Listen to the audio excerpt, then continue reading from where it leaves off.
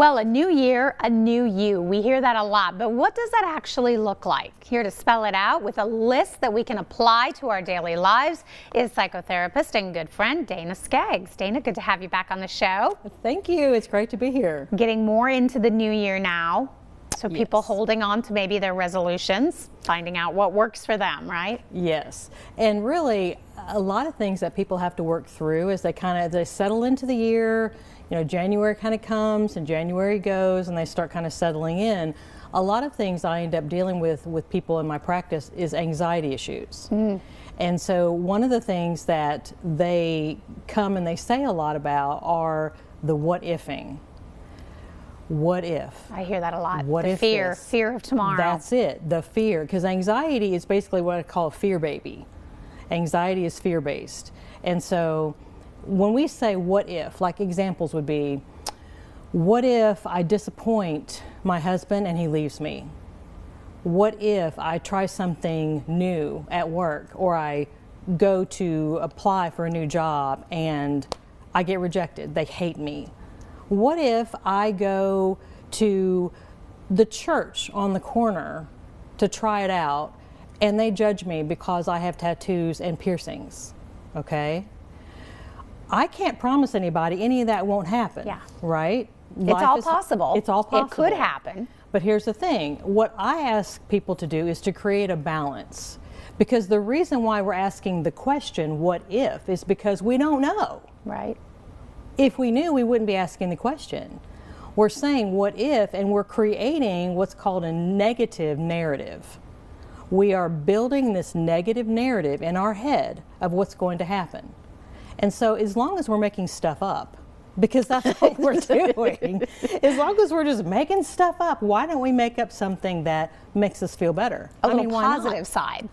Exactly. So what if I go to this church and I absolutely love it and I make 3 new friends? That's what I'm saying. Why don't, because we don't know what's going to happen, that's why we're asking the question. So to your point, what if you say, okay, well, what if I go to this church on the corner? I'm new to town, I want to check it out. I walk in and they come up and they ask me my name and they put their arm around my shoulder and they say, you know what? We're going to go down and get some lunch after church. You want to come with us? What if that happens? Because you can't promise me that won't happen either, right? So switching our way of thinking, if we're going to have this, we have the positive side of the what ifs. Yes. That's number 1. Well, it's a mixture.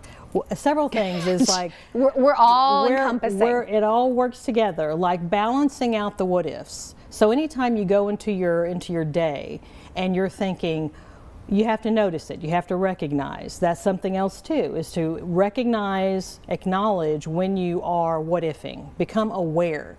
Because if you're not aware that you're doing it, you're just going to keep doing it. And it's going to keep running like in the background of your mind and you don't even know.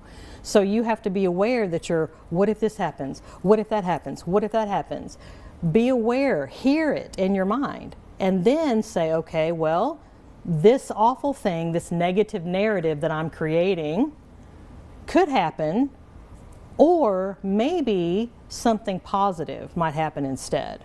And so we can create that balance to the negative narrative because we have created an awareness of what's going on in our mind. And does that focus back in on the anxiety component of all of this? Yes, because anxiety, it's fear-based. It's like we're afraid of something, which brings me to another point, is that, okay, I'm afraid that if I disappoint my husband, let's say someone says, I'm just terrified that I'm going to disappoint my husband, I'm going to disagree with him, I'm going to disappoint him, and he's going to find somebody else, he's going to leave me. Okay, these are real stories, I'm not making these things up. Okay, what if that happens? What if you disappoint your husband? What if you disagree with him and he doesn't like it? Okay, let's just face that. And,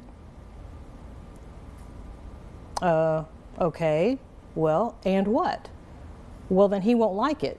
Well, no, he won't. And, okay, well, maybe we can have a discussion. Maybe we can have a conversation about what's going on, about why we disagree about this topic. Right.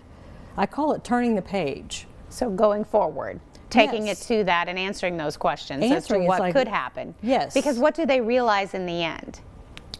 they realized in the end that usually either there's nothing really to be afraid of.